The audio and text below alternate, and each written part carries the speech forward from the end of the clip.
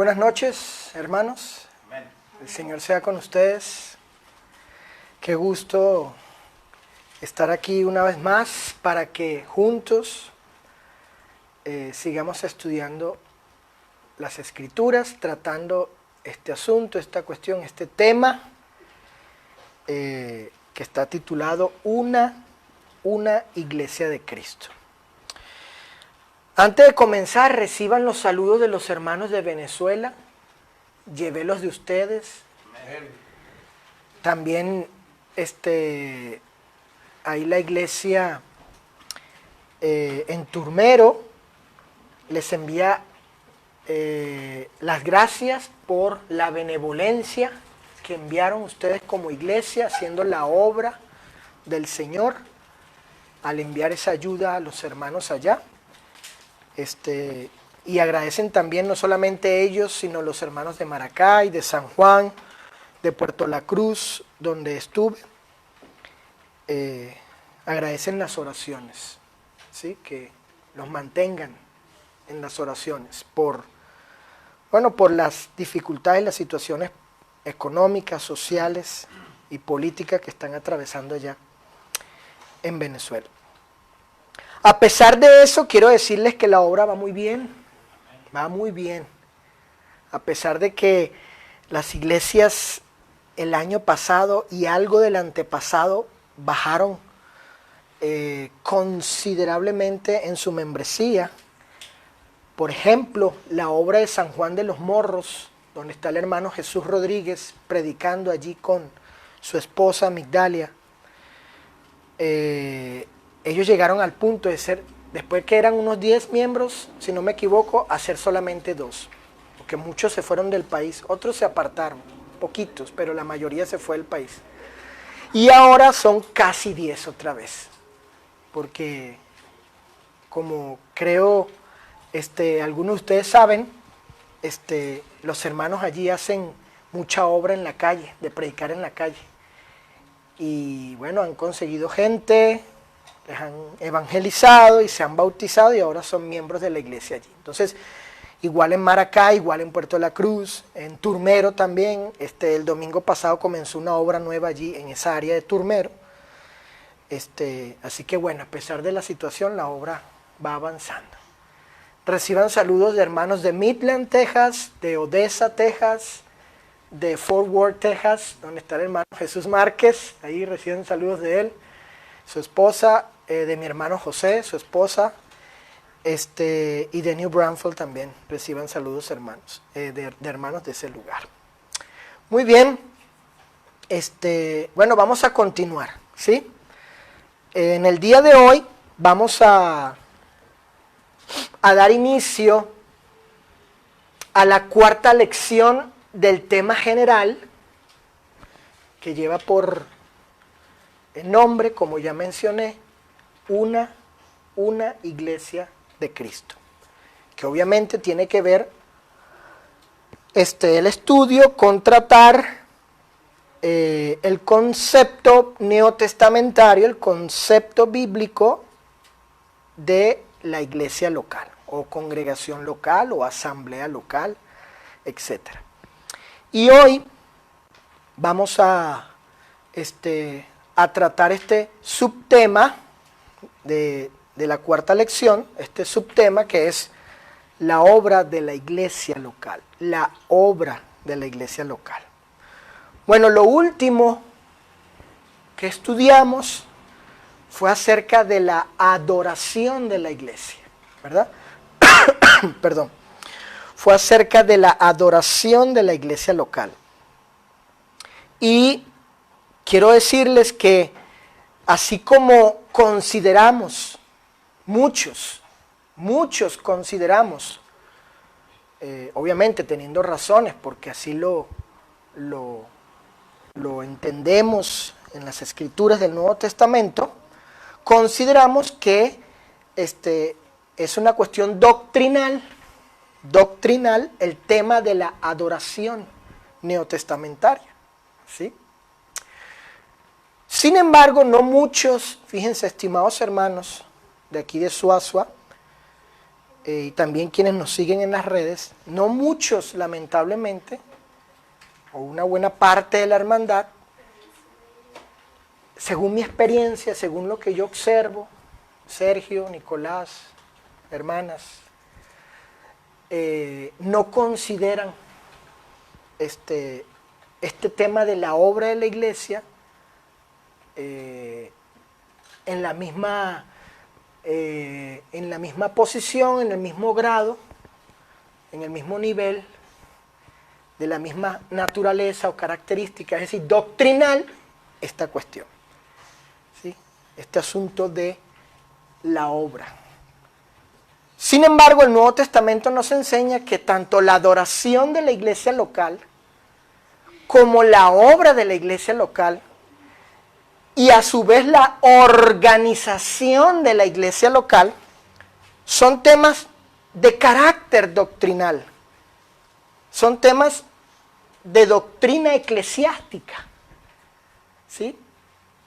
De hecho, fíjense, me he topado yo con hermanos que ellos, y predicadores, maestros, instructores de escuelas, institutos bíblicos, evangelistas, que piensan que lo único que identifica a una congregación como fiel al Nuevo Testamento, como siguiendo la doctrina apostólica, siguiendo el modelo de iglesia neotestamentario, ellos dicen que lo único que identifica y caracteriza a una congregación como bíblica es el tema de la adoración. Si un grupo de personas obedecieron el plan de salvación, se organizan como iglesia y adoran en base a los 5 actos de adoración, como ya estudiamos, ellos dicen, ya, listo, ya esa es una iglesia fiel, ¿sí? Es una iglesia que se identifica realmente con la doctrina apostólica, ya no hay más que decir. Todo lo demás que hagan con respecto a la obra, a las prácticas que ellos tengan en relación a servicios, trabajos, ¿sí? En cuanto a la organización de la iglesia, si se organizan así o asado, si tienen una especie de jerarquía, que no son ancianos ni los varones, sino un grupo llamado líderes o ministros, ¿verdad?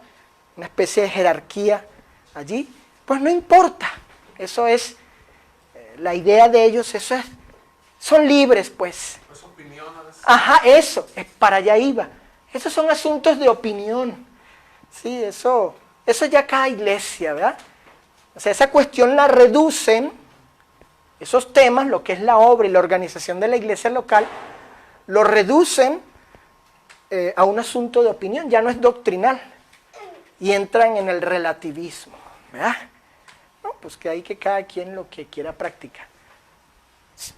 Mientras esa iglesia adore según los 5 actos, sí, eso es una iglesia bíblica. Ajá, y en cuanto a la obra, a sus actividades de trabajo, en cuanto a la organización, ¿qué? Porque ahí hay conceptos y prácticas no bíblicas. ¿Eso qué? No, eso no importa. Esto, el tema de la adoración, es lo que distingue a una iglesia como fiel. En lo demás, obra, organización, no. Nicolás, ¿ibas a decir algo? De lo que decías al principio, se podría decir que para ellos es lo suficiente, ¿verdad? Sin meter... Lo suficiente y lo todo. Ya, más nada. Sí, como exacto. decía hermano Sergio, y ya lo demás es asunto de opinión. Si nos conviene, le entramos o la practicamos. Sin investigar, ¿verdad? Exacto. Porque los otros lo hacen, también nosotros. Acá somos de la iglesia. Ajá, exacto, sí, y siguen, ¿no? Siguen el ejemplo no tanto de lo que enseña el Nuevo Testamento, sino iglesias actuales, iglesias modernas, con tendencias liberales y progresistas, ¿verdad?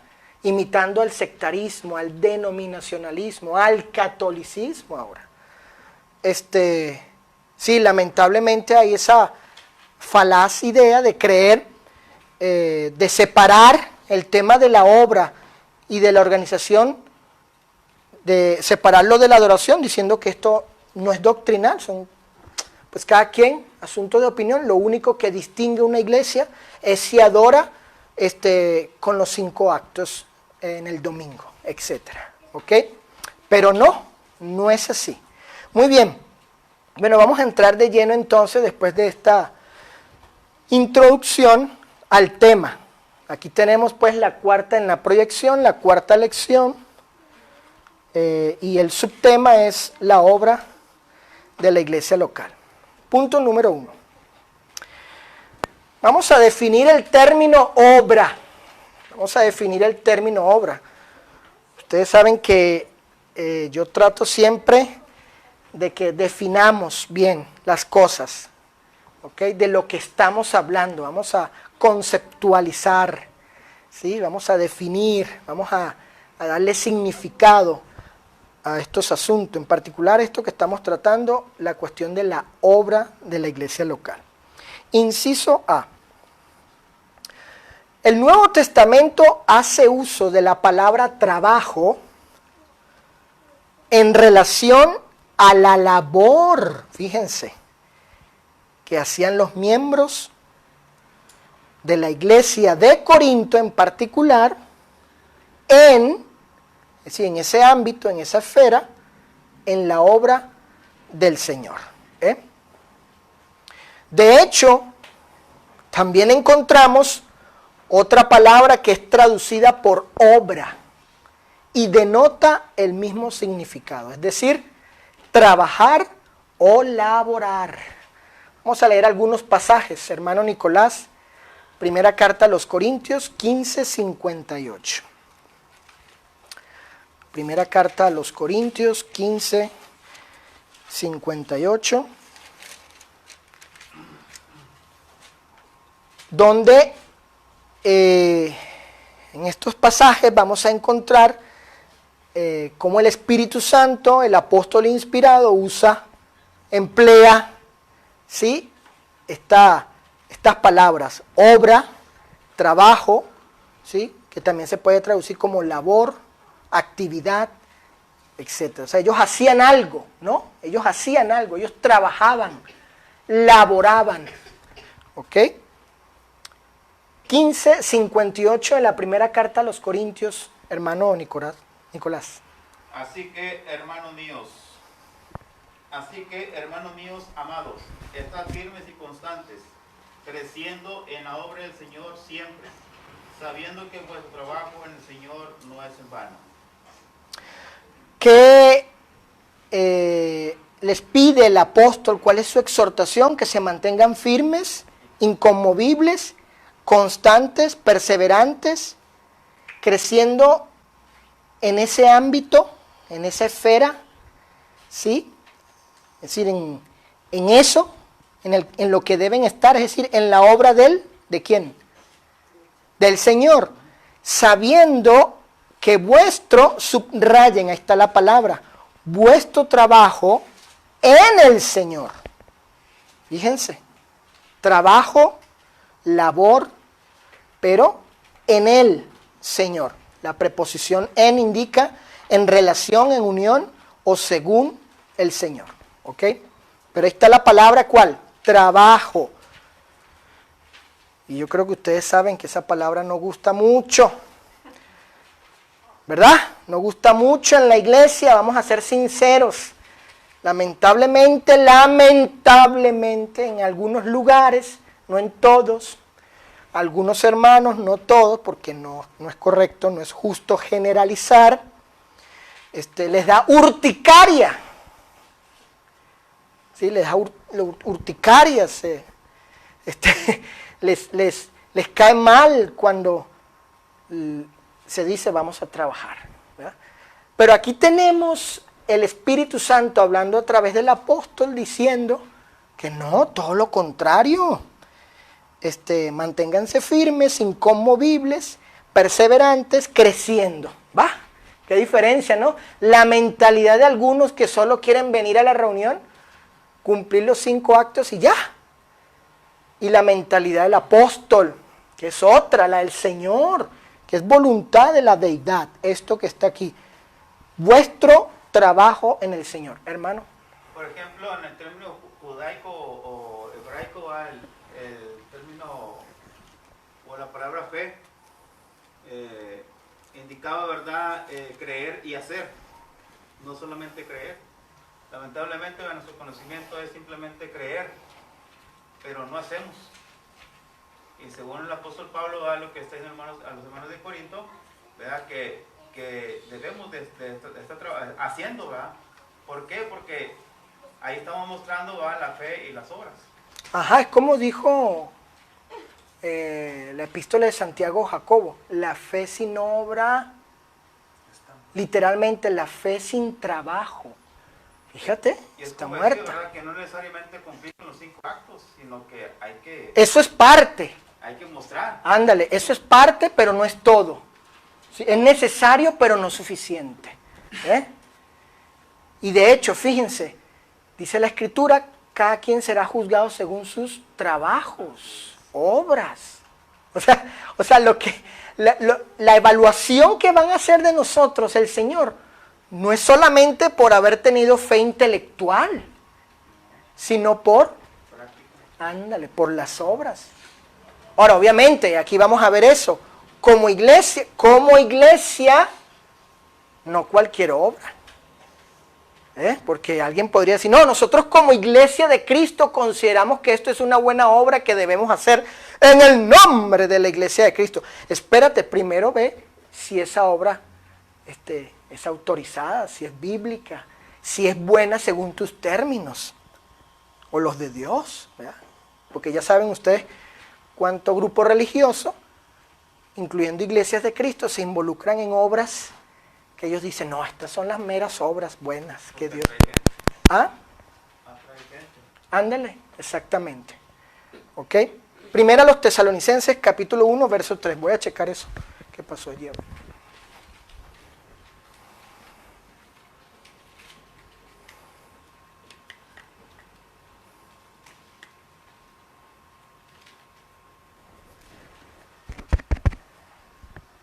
Sí, es que se cayó el conector del micrófono. Primero a los Tesalonicenses 1:3, hermano Sergio. Acordándonos sin cesar delante de Dios y el Padre nuestro de la obra de vuestra fe, del trabajo de vuestro amor y de vuestra constancia, en la esperanza en nuestro Señor Jesucristo. El apóstol se acordaba de manera constante, perseverante, no dejaba de acordarse, obviamente en oración delante de Dios y Padre, orando por los tesalonicenses. ¿Por qué? Por la obra de vuestra fe. Es lo que decía el hermano Nicolás. La Biblia enseña que creer implica siempre obedecer, siempre hacer algo, según Dios, obviamente, ¿verdad? Implica. Dice aquí, noten, acordándonos de la obra y del, ¿qué dice? Trabajo. La obra de vuestra fe, o sea, originada de su fe y originada del amor y de la constancia en la esperanza. Noten, cuando hay verdadera fe y verdadero amor, hay obra, hay trabajo. Entonces Pablo dice, yo no dejo de acordarme de ustedes y oro por lo flojos que son, por lo perezosos que son, por los inútiles que son, como le dijo el hombre, el Señor a su siervo en la parábola. Siervo inútil. No dice eso. Y gramaticalmente Pablo indica allí que es algo que en lo que eran perseveraban, pues, o sea, era algo continuo ellos. Ok, entonces en estos dos pasajes encontramos precisamente la palabra obra y particularmente trabajo. ¿Ok? Continuamos aquí. Inciso B. Por tanto, y según las premisas anteriores, entendemos que una iglesia de Cristo local tiene obra, tiene labor, tiene trabajo que cumplir. Una iglesia, estamos hablando no de lo que se supone deberían hacer los individuos cristianos. Estamos hablando del grupo de la iglesia, ¿ok? Es decir,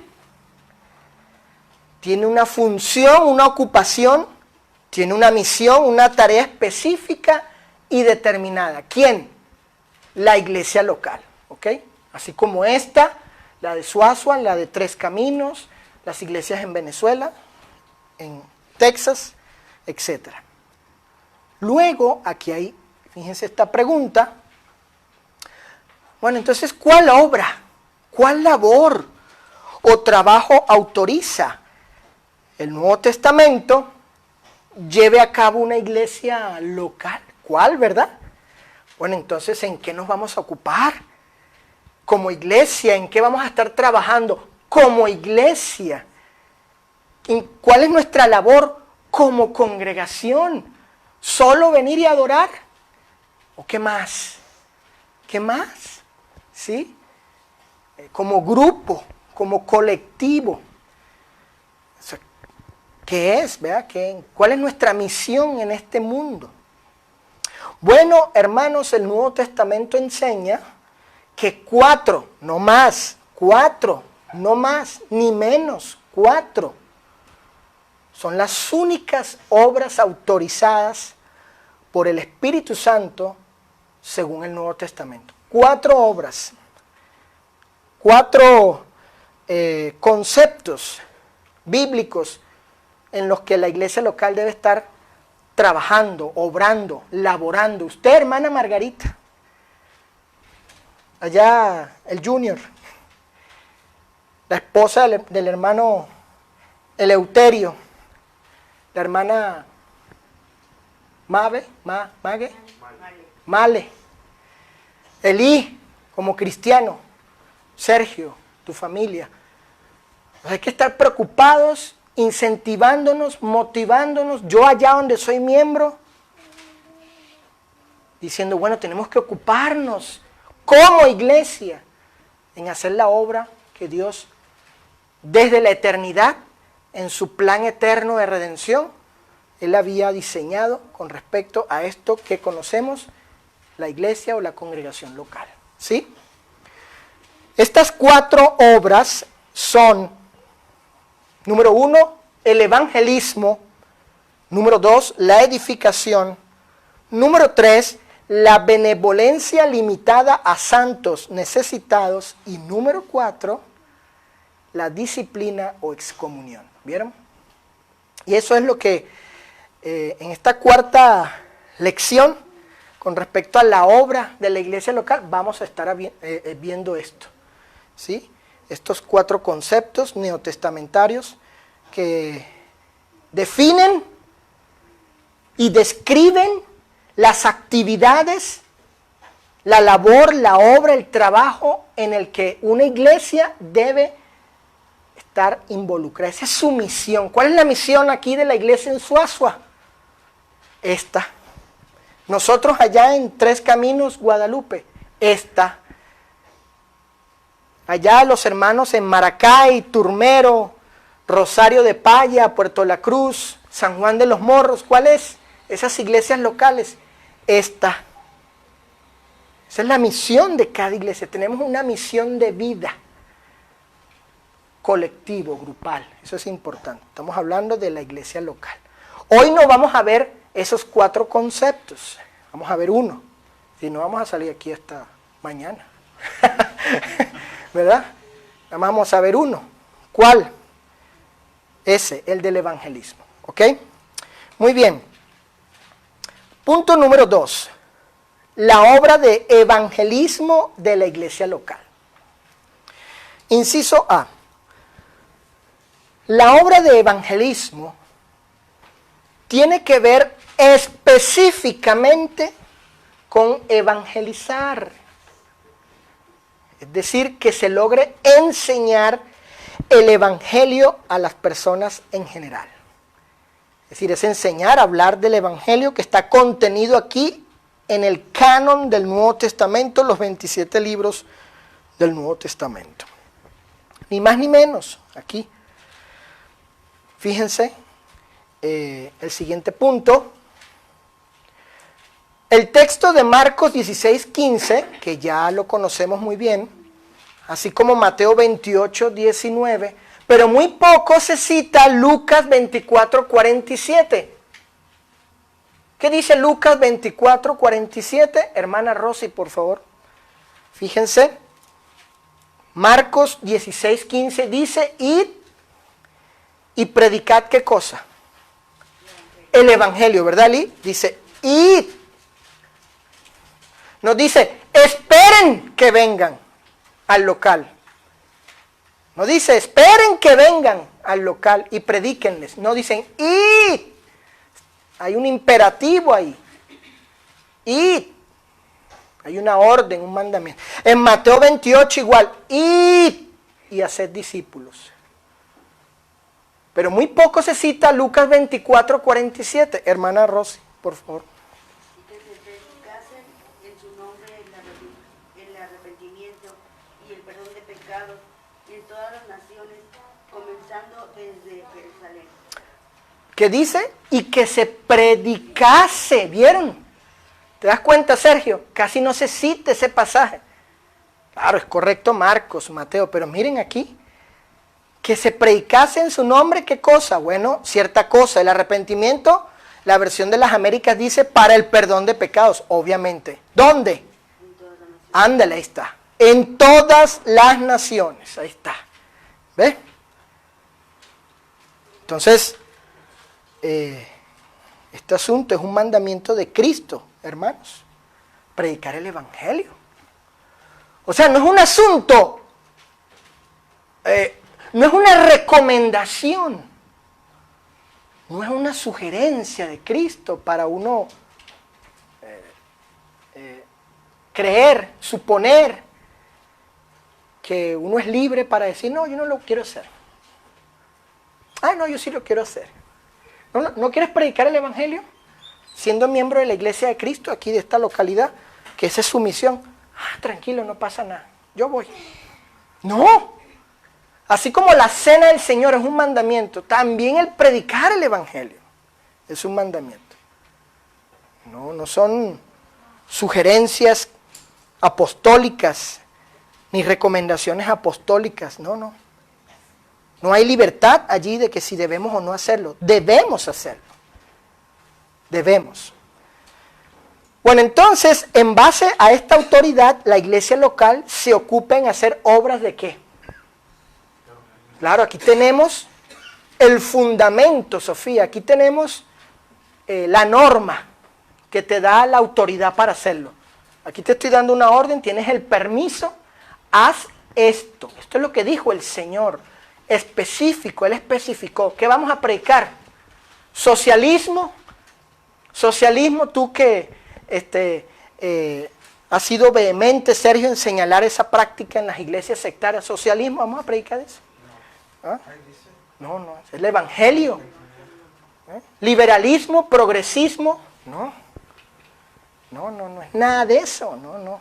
Es el evangelio de Cristo. Política, no. Mercadería, entretenimiento, no, nada de eso. Es el evangelio, eso es lo que necesita la gente para ser salvos, así como nosotros en algún momento de nuestra vida lo llegamos a necesitar inicialmente. Muy bien, inciso B, fíjense. ¿Qué nos enseña primera a Timoteo 3:15? Vamos a ese pasaje. Primera a Timoteo 3:15. Hermana Cecilia, por favor. No sé si hay agua, Nicolás, que me puedas regalar. Sofi, si me puedes traer ahí, hija, por favor. Primera a Timoteo 3:15. Hermana Cecilia, ¿qué dice? Para que sin tardo sepas cómo debes conducirte en la casa de Dios, que es la iglesia del Dios viviente, Muy bien.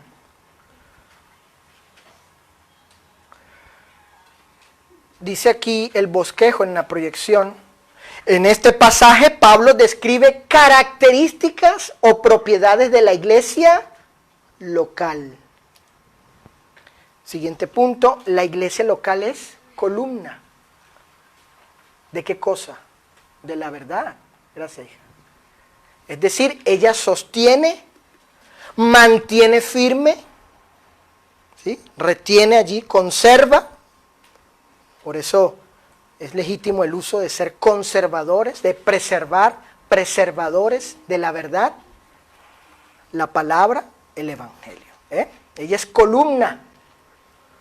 La iglesia local, el siguiente punto, dice Pablo, es baluarte de la verdad. Es decir, ella ampara, protege. Ella es como una fortaleza en sí misma. El mundo está lleno de error, materialista, ¿sí? Humanista, hedonista, ateísta, modernista, libertinaje, sectarismo, denominación. El mundo está así, tanto desde el punto de vista humano como religioso, ¿verdad? Pero aquí hay una fortaleza. La iglesia es ese amparo de la verdad. Ella protege y defiende, ¿qué cosa? La verdad.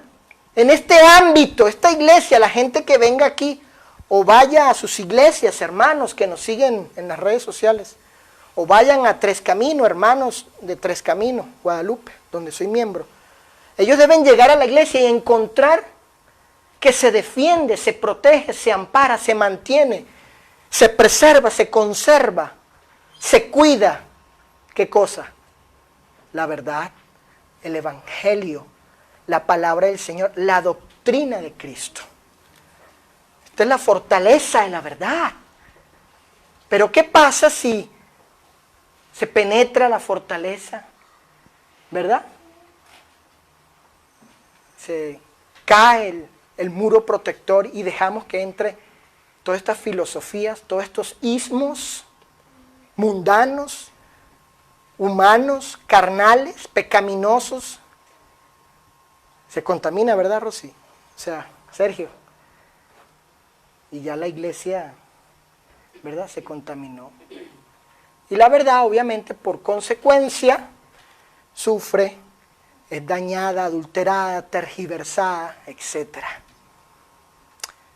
Ustedes saben lo que dice 1 de Pedro 3:15, ¿eh? Dice que presentemos, ¿qué cosa? Defensa. ¿Ok? Por tanto, la iglesia local debe hacer obras de evangelismo. Miren lo siguiente. Debe hacer esto en virtud y en función de estas características. Claro, sí. Si una iglesia local entiende que ella es columna y baluarte de la verdad, de la palabra, del evangelio, ¿qué va a hacer ella? ¿No se va a someter a esa verdad? Porque la acepta, si la sostiene, que la cree, no la va a obedecer, no la va a enseñar, no la va a predicar aquí y afuera. Claro. Es decir, debido a que la iglesia cree en la verdad bíblica, la sostiene, la defiende y la verdad ordena predicar el evangelio, entonces la iglesia debe cumplir con esta tarea, ¿qué cosa? Diligentemente. Pasemos al inciso C. ¿Qué nos enseña Efesios 4 del 11 al 12? Vamos a leer Efesios capítulo 4. Hermana Margarita, por favor.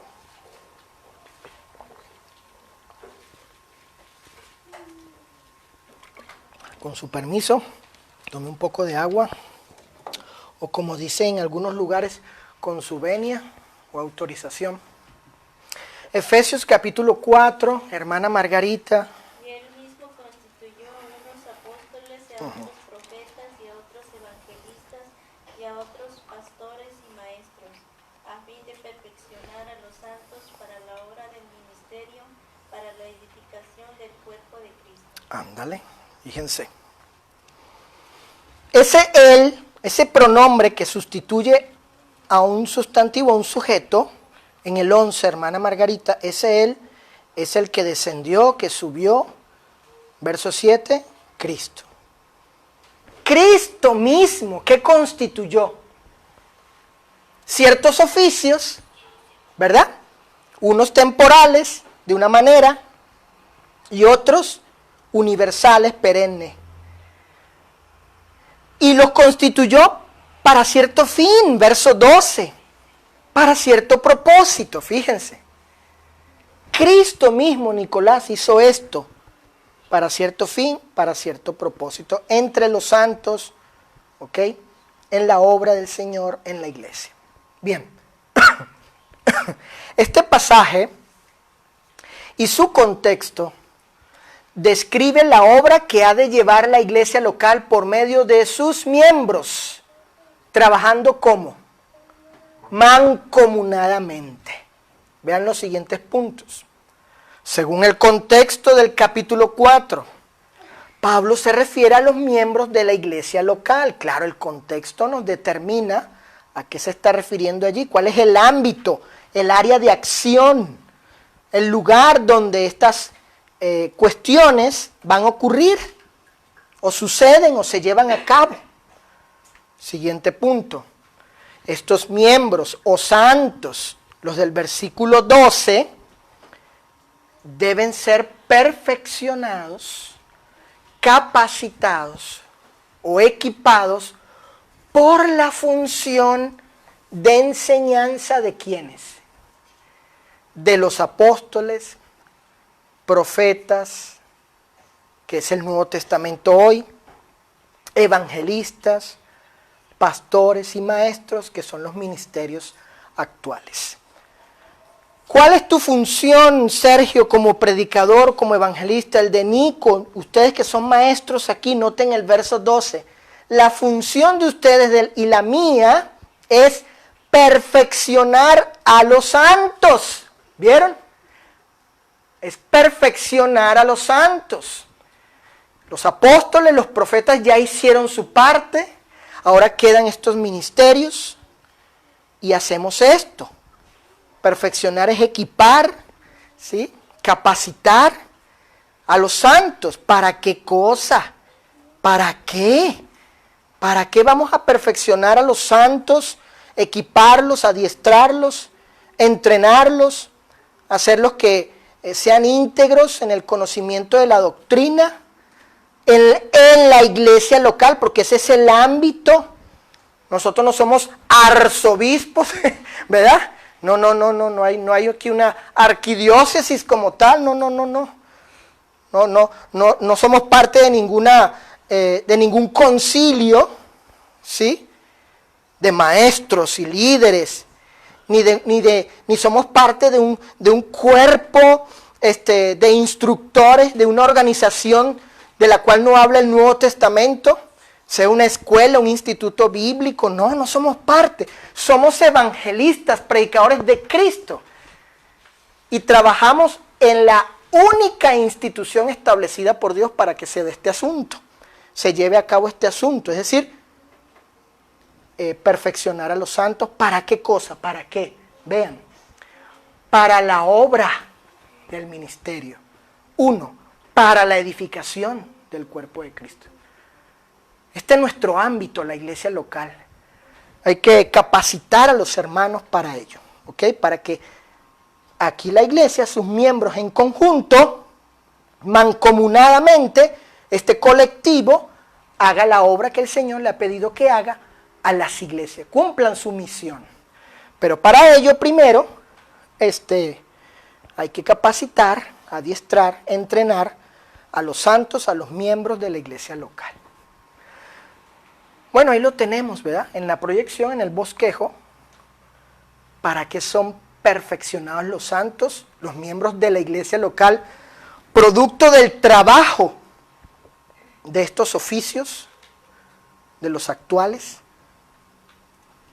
para la obra del ministerio, es decir, para la diaconía,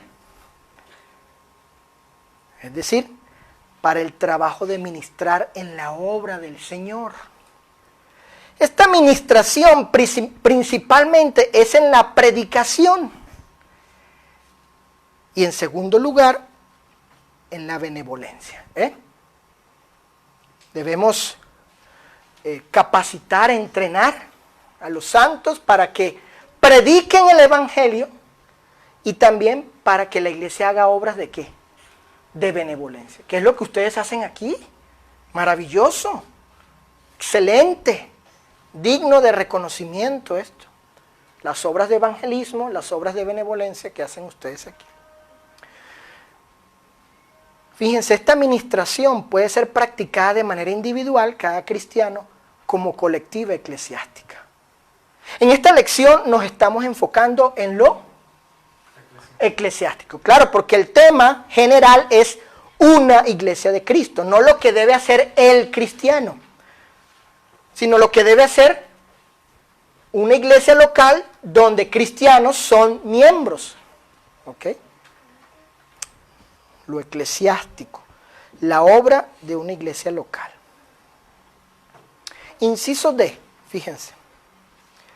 La iglesia local, este punto es importante, y hoy en día hay controversia por ello, entre hermanos, entre iglesias de Cristo. Según el Nuevo Testamento, la iglesia local fue la única entidad, que es una entidad, ahí lo tenemos, según la definición de la Real Academia Española, ahí en la nota de pie de página, una entidad es una colectividad considerada como una unidad, y en especial cualquier corporación, compañía, institución. Bueno, esa es una definición técnica de lo que es una iglesia local. Una iglesia local, ¿qué es? No es una colectividad, no es una unidad, ¿verdad? Estamos unidos aquí en la misma membresía, bueno, ustedes aquí, yo allá, etc. Es una corporación, una compañía de gente, una institución grupal. Es una agrupación, un grupo, una colectividad. Entonces, la iglesia local, según el canon del Nuevo Testamento, fue la única entidad organizada que llevó a cabo la obra de evangelismo por medio de ¿qué? De hacer uso de sus ofrendas. ¿Vieron?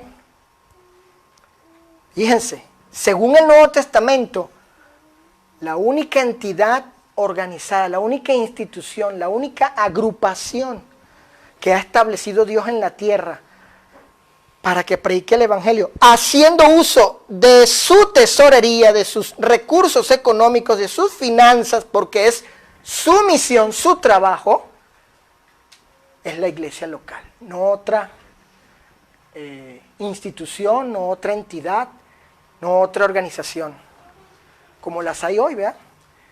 Que hay organizaciones, ¿sí?, que reciben dinero de las iglesias y pretenden, bueno, no pretenden, hacen la labor que debe hacer la iglesia. La iglesia les entrega, les paga a ellos para que hagan la labor que Dios enseña debe hacer la iglesia con sus recursos. No hay, la Biblia no habla de sociedades misioneras evangelísticas, ni de organizaciones para capacitar obreros, escuelas, nada. La iglesia local es la organización que estableció, diseñó, reveló, estableció el Señor para que ella con sus propios recursos haga la obra. Y como enseña Apocalipsis, que el Señor le dijo a ciertas iglesias, vuelve a las primeras, ¿qué? Obras. Claro, porque las iglesias deben hacer sus obras. Las obras que Dios le ha pedido que hagan, su misión, que la cumplan. ¿Ok? Es decir, fíjense, y dado que cada congregación recogía ofrendas e instituía su propia tesorería, entonces, ella fue la única, no hay más, la única institución religiosa que obró colectivamente por medio de las ofrendas para llevar a cabo, ¿qué cosa? Su misión de evangelizar, porque estamos en el punto de la evangelización, de la obra de evangelismo, de evangelizar su misión, de evangelizar a los perdidos. Vamos a ver la evidencia bíblica para ello, ¿verdad? Porque ahí se está haciendo un enunciado afirmativo, pero vamos a ver el fundamento bíblico que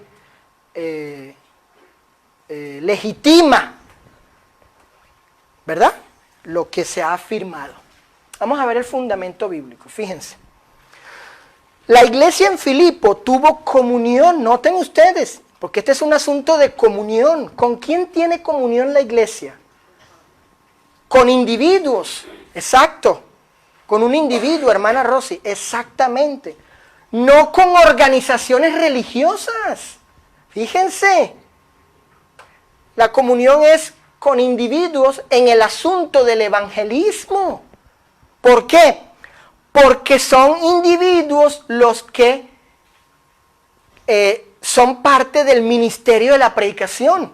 ¿Un evangelista qué es? ¿No es un individuo? Exactamente. No es una corporación. No es una institución religiosa organizada con presidente, secretario, tesorero, ¿verdad?, con ciertas normas ahí. No, no. La comunión en el evangelismo es con individuos, porque son los individuos a quienes Jesús les dio esto del ministerio, de ser evangelista. ¿Timoteo qué era, Sergio? No era un individuo, y le dijo Pablo, cumple tu ministerio. Era un individuo. Tito, Bernabé, el mismo Pablo, ¿qué eran? No eran individuos, y ellos nunca conformaron una sociedad evangelística, una corporación evangelística, para que en el nombre de esa corporación, organización evangelística, sociedad misionera evangelística, fueran a pedirle dinero a las iglesias, y nosotros nos ocupamos de hacer este rollo. No, no. Ellos nunca conformaron un seminario, ¿verdad?, ni un We Care, tampoco, esas organizaciones, ni una sociedad misionera como la hubo en el pasado cuando se dividieron muchas iglesias, nada de eso. Entonces, esta iglesia local tuvo comunión con un individuo, porque son los individuos quienes participan del ministerio, ¿sí?, evangelista, predicador. Es un oficio de individuos, no de una corporación. Comunión con Pablo en la predicación del evangelio por medio de enviarle apoyo económico para sus necesidades. Vamos a leer estos pasajes. Filipenses 1, del 1 al 5, Sergio. Pablo y Timoteo, siervos de Jesucristo, a todos los santos en Cristo Jesús que están en Filipos, con los obispos y diáconos, gracia y paz a vosotros de Dios nuestro Padre y del Señor Jesucristo. Doy gracias a mi Dios siempre que me acuerdo de vosotros, siempre en todas mis oraciones, rogando con gozo por todos vosotros, por vuestra comunión en el Evangelio, desde el primer día hasta ahora, estando persuadido de esto, que el que comenzó en vosotros la buena obra, la perfecciona hasta el día de Jesucristo. Nota el 5, Sergio, dice, por vuestra koinonía, comunión, ¿en dónde? ¿O en qué, mejor dicho? En el Evangelio. Dice Pablo, por la comunión de ustedes, iglesia de Filipos, donde hay obispos y diáconos, en una iglesia organizada, ustedes han tenido comunión conmigo en este asunto, en este ámbito, ¿sí? Es decir, en el Evangelio, ¿ves? Entonces, la cuestión del evangelismo de parte de una iglesia, cuando da apoyo económico, es comunión. ¿Con quién debe tener comunión? Con los individuos que son de este oficio, predicadores. Filipenses 2:25, hermano Nicolás, 2:25. Mas tuve por necesario enviaros a Epafrodito, mi hermano y colaborador y compañero de milicia, vuestro mensajero y ministrador de mis necesidades. Bueno, Pablo aquí dice, ustedes tuvieron hay un mensajero, ellos tenían la iglesia un mensajero que asistió a Pablo en enviarle pues las ayudas de la iglesia local directamente a él. ¿Para qué cosa? Dice ahí, ministrador de mis ¿qué? Necesidades.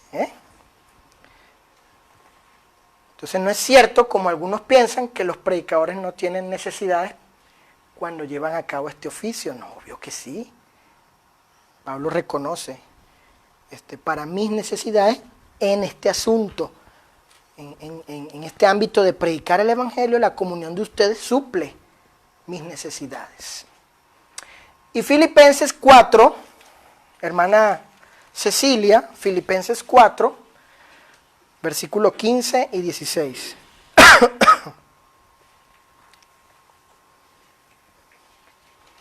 Filipenses 4, verso 15 y 16. Sabéis también vosotros, oh filipenses, que al principio de la predicación del Evangelio, cuando partí de Macedonia, ninguna iglesia participó conmigo en razón de dar y recibir, sino vosotros solos. Pues a una Tesalónica me enviasteis una y otra vez para mis necesidades. Fíjense, Pablo que reconoce la obra de evangelismo por medio de la capacidad económica de los filipenses, la iglesia, de asistirle a él para sus necesidades en la predicación del evangelio, ¿verdad que sí? Pero, ¿qué institución ayudó a Pablo? Una iglesia local, y esa iglesia tuvo comunión con un individuo, con una corporación, sociedad misionera evangelística tal. No, con un individuo. Ahora, noten ahí, subrayen la palabra participar. Noten, ninguna iglesia participó, es la palabra griega, ¿cuál creen ustedes? Koinonía, la misma que se traduce por comunión. Entonces las iglesias deben tener comunión con individuos que predican el evangelio. Es un asunto de comunión esto. Las iglesias no tienen autoridad para tener comunión con otras entidades corporativas, en particular como sucede hoy, sino con individuos que predican el evangelio, para que prediquen, se dediquen a ello. ¿Ok? Ninguna iglesia koinonía conmigo, ninguna iglesia tuvo comunión conmigo, se podría decir. ¿En razón de qué? De dar, ustedes, y recibir. ¿Qué es lo que daban ellos? El verso 17 lo dice, dádivas. ¿Para qué? Verso 16, para mis necesidades. ¿Vieron? ¿Mis necesidades en qué? Que surgen, resultan, son consecuencias de estar, ¿qué? Ese individuo, esa persona, ese hermano, predicando ¿qué cosa, Sergio? El evangelio. ¿Ok? Pero esto lo hizo una iglesia local, con un ministro de la palabra, un servidor, etcétera, un predicador. Siguiente punto, para ir acercándonos al final. Pablo recibió salarios de iglesias locales para servir a los santos en el ministerio de la predicación de la palabra. Recibió, noten la palabra, salario, sueldo. ¿Sí? A ver si los hermanos antisalario, antisueldo, antiministerio de predicación, porque los hay, un montón. Yo sé que hay muchos que se oponen a que varones fieles, santos, justos, espirituales, consagrados, dedicados, que conocen la doctrina, de buen carácter, espíritu, sacrificados de dedicación junto con su esposa, sus hijos, se oponen a que reciban salario. Vamos a ese texto. Hermana Margarita, 2 Corintios 11, 8 y 9. Se oponen. Y muchos de ellos recibieron el evangelio por predicadores de Estados Unidos o de otros países que viven del evangelio. Pues les hubieran dicho en un principio, no, usted no me predique nada porque usted tiene una práctica en la que yo no estoy de acuerdo. Entonces fíjense, los hermanos que tienen escrúpulos, prejuicios, ideas, pensamientos mal fundados con respecto a este asunto y que caen en la falacia de la generalización diciendo todos los predicadores son iguales. No, claro que hay vividores, abusadores, falsos, ¿verdad? Eso no se niega, hubo falsos apóstoles, ¿verdad? Falsos maestros, pero no se debe generalizar. Eso no es justo, no es correcto. Porque hubo un mal apóstol Judas, entonces ya todos estaban mal y mejor Jesús, el Espíritu Santo, ya, que apóstol ni que nada. ¿Verdad? No, eso es una falacia, se llama falacia de la generalización. Es una imputación general de atribuirle a otros el mal de uno. Y decir, nada, todos son iguales, no es cierto, eso también se le podría aplicar a la persona que hace eso, ¿verdad? ¿Sí? Bueno, entonces como todos los hombres pecan, entonces como usted es hombre, usted peca, usted siempre peca. O sea, ¿también? No. Segunda a los Corintios 11, 8 y 9. Por favor, vean allí qué entidad, qué institución, qué organización fue la que dio salario. Noten, salario, que es la palabra en esa época derivada de la palabra sal, porque antes se pagaba con sal. Trabajaba y pagabas con sal. Entonces de ahí deriva salario. Interesante, ¿verdad? Hermana Margarita, ¿qué dice? He desbocado a otras iglesias recibiendo salario para serviros a vosotros, y cuando estaba entre vosotros tuve necesidad, a ninguno fui carga, pues lo que me faltaba lo suplieron los hermanos que vinieron de Macedonia, y en todo me guardé y me guardaré de seros gravoso. Dice iglesias, verso 8, ahí tenemos la entidad bíblica, la organización bíblica, la institución bíblica, ahí tenemos el colectivo, llamada iglesia según el concepto neotestamentario. Ellas, obviamente, por medio de sus ofrendas, porque pues la iglesia no tiene autoridad para estar vendiendo tamales, hallacas, pan de jamón, ensalada de gallina, rifas, comelonas, ¿verdad? Para buscar dinero. Y entonces decía, ahora tenemos dinero para hacer nuestra misión, ¿verdad?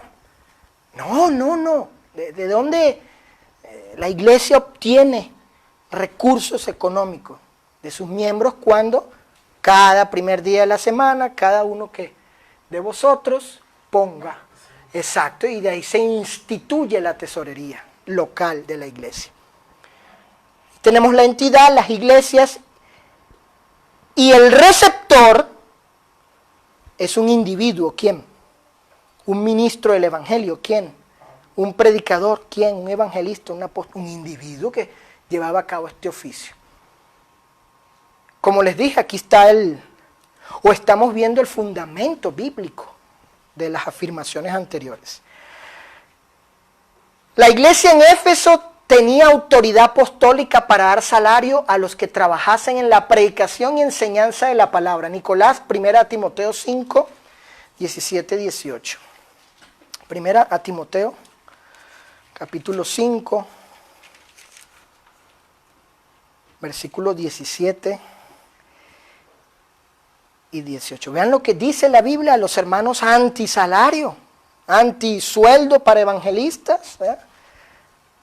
Para que se ponga en obra, en acción, en ejecución este ministerio que instituyó Cristo. Yo no entiendo cómo leen Efesios 4 cuando dice, Él mismo constituyó evangelistas para esto. Ese texto no existe para ellos. Increíble, ¿no? La mentalidad escrupulosa, prejuiciosa, dogmática, ciega de algunos supuestos que dicen ser creyentes. Es increíble, se están leyendo el no. ¿Qué dice ahí? Miren cómo la iglesia en Éfeso, donde estaba Timoteo, según el capítulo 1, tenía tal autoridad. ¿Qué dice Nicolás, hermano? Los ancianos que gobiernan bien sean tenidos por dignos de doble honor, mayormente los que trabajan en predicar y enseñar. ¿En qué trabajaban? En predicar y enseñar. O si trabajaban en eso, ¿en qué cosa? Entonces, ¿es un trabajo o no es un trabajo el predicar y enseñar? ¿Es o no es un trabajo?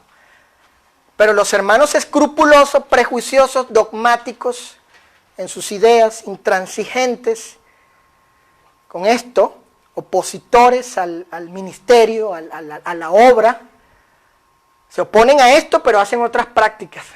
Dicen, no damos dinero, no creemos que la iglesia debe dar dinero para esta cuestión, no creemos. Ah, pero dan dinero para obras que ni son autorizadas por la Biblia. Entonces, pero ellos sí quieren cobrar sus salarios en sus trabajos, ¿verdad? Pero aquí dice que es trabajo. Y luego vemos aquí lo que dice el 18. ¿Qué dice el 18, Nicolás? Noten el fundamento, el principio, la norma, la regla, la ley. Dice, la escritura dice, ¿vieron? ¿Es un asunto mío esto? Es un asunto de nosotros aquí que, oye, ¿qué tal si la iglesia recoge dinero para ayudar? No. Dice la escritura, ahí está la base, el fundamento de esta práctica. ¿Qué la da? ¿Qué la sostiene, Nicolás? Pues la escritura dice, no pondrás bozar al buey que trilla y digno es el obrero de su salario. Eso último lo dijo Jesús en Mateo y en Lucas. Lo dijo él. Eso lo dijo Jesús. Siguiente punto. La iglesia en Corinto, vieron que estamos hablando de puras iglesias, ¿verdad?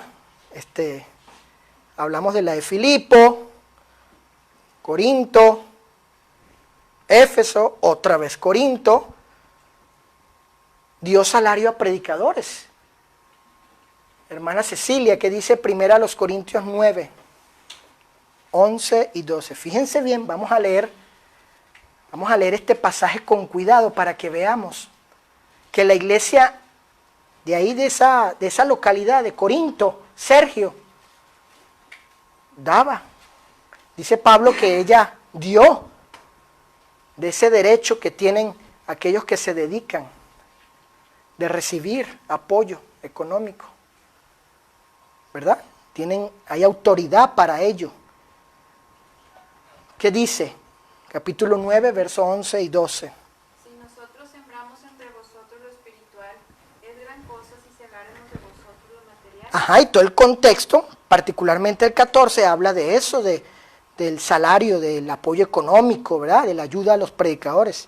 ¿Qué dice el 12? Si otros participan de este derecho sobre vosotros. ¿Vieron? Si otros, ¿quiénes son esos otros? Otros del mismo oficio que Bernabé y Pablo, predicadores. Noten el tiempo presente continuo, participan, es decir, han estado participando continuamente de este derecho sobre ustedes los corintios, dice Pablo, pues cuánto más nosotros. ¿Vieron? La iglesia en Corinto tenía esa práctica.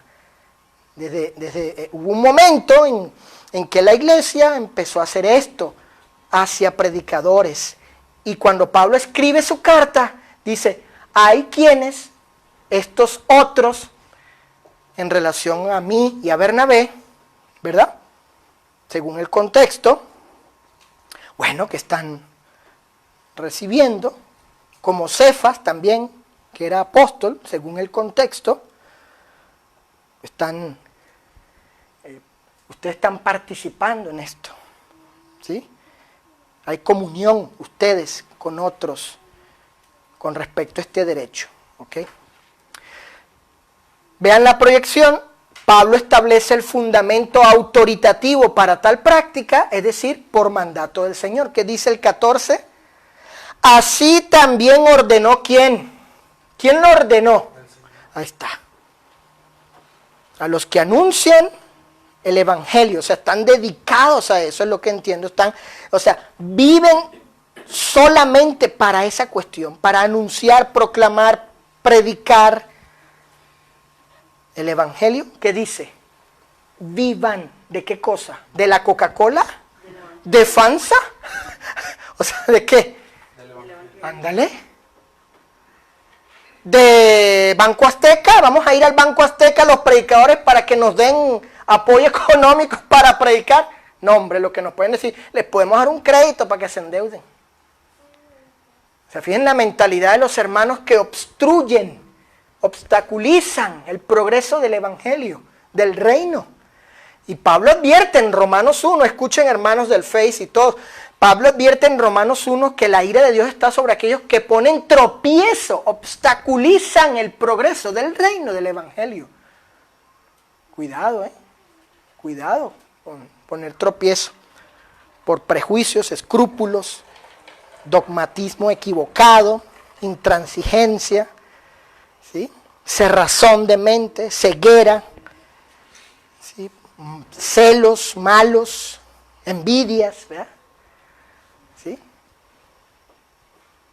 Nadie está negando que obviamente hay quienes han hecho cosas que no deben, pero eso no deslegitima, ni podemos negar lo que dice la Escritura al respecto. Porque esto es obra de la iglesia. Sigamos, ya para ir terminando. Inciso E, las iglesias locales por medio de sus miembros trabajaron mancomunadamente en predicar o anunciar el evangelio. Esto es interesante.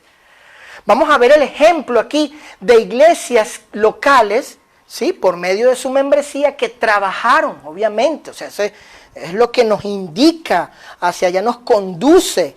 La Escritura nos lleva a inferir, a concluir en razonamiento, en entendimiento, pues que trabajaron así, mancomunadamente. ¿Qué es mancomunadamente? Bueno, que se unen personas para un qué, Rosy, para un fin, que es predicar el evangelio.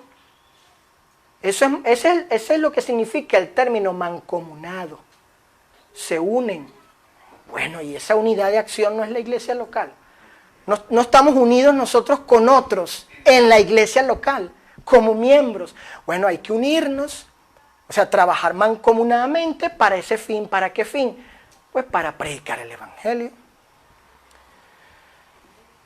Sin leer los textos, porque ya es hora. Los miembros de la iglesia de Cristo en Jerusalén hablaban la palabra del Señor. Claro, hablaban. El término está en plural. Dice que el Señor les dio pidieron denuedo y hablaron en plural, hablaron la palabra del Señor.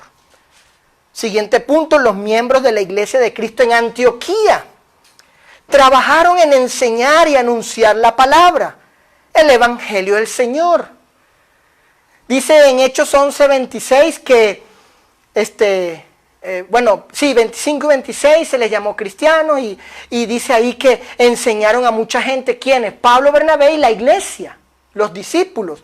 Luego en el capítulo 15 dice que si no me equivoco, Silas se queda en Antioquía y junto con Bernabé y Saulo y muchos otros de ahí de la localidad trabajaron mancomunadamente ¿en qué cosa? En anunciar el evangelio. ¿Quiénes eran los miembros, Rosy? Los miembros allá, hermana. Male, Eli, Junior. Se organizaron para trabajar. No, pero los hermanos quieren que solo lo haga ¿quién? El predicador. Para eso estás tú, para eso te pagan, pero ni ustedes me pagan. O sea, no, claro que él tiene su oficio, su ministerio, lo que debe ocuparse, ¿sí? Su servicio, su diaconía, por decirlo así, en la predicación. Pero aquí estamos viendo el ejemplo de iglesias, miembros obviamente, trabajando mancomunadamente, colectivamente, en grupo. La iglesia de Cristo en Tesalónica obró, trabajó en la divulgación de la palabra del Señor, partiendo de ellos. La palabra partir en el griego indica el origen. Miren, noten lo que dice Taller, origen local. De esa iglesia local, de ese lugar, provino que otros escucharan el evangelio. Es como si los de Suazua dijeran, bueno, ahora vamos aquí a Real de Palma, ¿no? O Real de Palma. Aquí Real, de aquí. Partiendo de aquí, la palabra llegó allá, y allá Salinas Victoria, y allá el centro de Apodaca, ¿me entienden? Entonces Pablo dice, partiendo de ustedes, de allí ustedes fueron el centro de operaciones para que otros escucharan la palabra. Y han venido a ser ejemplo, dice, fíjense, ejemplo. ¿Pero quiénes? Iglesias haciendo la obra por medio de la ofrenda, al sostener predicadores, individuos, no entidades corporativas como algunos hermanos hoy hacen, lamentablemente, y se desvía mucho dinero por ello. Y aquí tenemos el ejemplo de miembros trabajando mancomunadamente, corporativamente, en agrupación, ayudándose mutuamente, como dice Efesios 4:16. Por eso yo sostengo que las iglesias locales deben organizarse, aparte de lo que hagan con la colecta, si apoyan a un predicador local o foráneo. Aparte de eso, las iglesias locales deben, escuchen bien, deben organizarse para trabajar mancomunadamente en la predicación del Evangelio. Deben organizarse. ¿Por qué? Porque es su misión. Ustedes aquí, nosotros allá. Y una iglesia que no se organice por medio de sus líderes, sean varones, predicadores o ancianos y diáconos, no se organicen con un plan de trabajo, con un proyecto de evangelismo, esa iglesia no está cumpliendo la razón esencial, principal, fundamental de su existencia en este mundo, que es evangelizar a los perdidos. ¿No fue lo que dijo Cristo? Lo leyó la hermana Rosy. Antes de irse a ascender al cielo, que dijo, vayan. Es el ejemplo que tenemos de los apóstoles, de mujeres que acompañaron a los apóstoles, de la esposa de Cefas, de la esposa del otro, de Zafira, esposa de Ananías, porque hablo de las mujeres también. Esta iglesia aquí en Suazua debe brillar en la luz del Evangelio, en el sentido de que sea conocida, partiendo de aquí, de que divulgue el Evangelio. Que sea esa característica. Ese grupo que está ahí, esa gente que está ahí, se la pasa predicando. Que los hermanos sepamos, yo sé que lo hacen, pero ahora con mayor fuerza, donde yo estoy también, debemos, y otros, no, pero lamentablemente ahora muchas iglesias se ocupan de otras actividades, de otras obras, y están metidos en eso, en particular en lo social, el entretenimiento, la diversión, la recreación, y no en la predicación del Evangelio. Las iglesias, no estoy hablando de individuos y familias, que es otra cosa, estoy hablando de la institución que puso el Señor en la tierra, la iglesia local. Hermanos de Suazua, muchas gracias por su atención. Nos veremos en un mes, Dios mediante, para seguir con este tercer punto, la obra de edificación, la obra de edificación de la iglesia local. ¿Sí? Amén.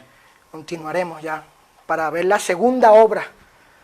Hoy vimos que la obra de evangelismo de la iglesia local. La iglesia local, la única organización establecida por Dios, ideada desde la eternidad, diseñada por Él, regulada por Él, establecida e instituida para esta misión. La iglesia es la única entidad, a diferencia de lo que lamentablemente muchos miembros de iglesias de Cristo creen. Hacen que instituciones usurpen la gloria a la iglesia, cuando las iglesias le entregan su obra a instituciones corporativas y no ayudan a predicadores que están ahí, que uno sabe que están trabajando, que están predicando. No, o si no se ocupan de otras cosas no autorizadas, de actividades que la iglesia no tiene por misión hacer. No tiene. Hasta en el mundo, ¿no, Sergio? Nicolás, hermano, entienden. ¿Para qué está la Sedena? ¿Para qué está? ¿Para construir calles? No, él tiene una misión. ¿Para qué está el IMSS? Tiene su misión. ¿Para qué está la policía? Tiene una misión. ¿Verdad? ¿Para qué están los maestros? Entonces, lo mismo. ¿Por qué nos cuesta entender eso? Porque queremos, les voy a decir por qué, porque queremos, somos carnales todavía y queremos que la iglesia finalmente se convierta en un centro de placer, de gusto, dándome lo que yo quiero, si se la pasa chévere uno ahí, si hay entretenimiento, si hay diversión, mira que comelonas, todo chévere. No, eso no es la iglesia. Eso se puede hacer aparte, ¿verdad? Aparte, ojo, aclaro. Pero la iglesia, como concepto el concepto de corporación, de organización religiosa instituida, regular, repito, por lo que dice la Biblia, el Nuevo Testamento, ella, su diseño, su propósito es otro. La naturaleza de ella es otra. Y eso debemos, espero yo entenderlo bien, para poner en obra, en práctica, la misión que el Señor nos encomendó, habiendo sufrido anteriormente una muerte dolorosa. Cristo no murió en la cruz para darle show a la gente, sino para que la gente, como leyó la hermana Rosy, y que se predicase en su nombre el arrepentimiento. Eso es por medio del Evangelio. Esa es nuestra misión de vida como iglesia. Gracias, hermanos, por su atención. El Señor les bendiga. Amén. Y a todos los que también nos siguen por las redes.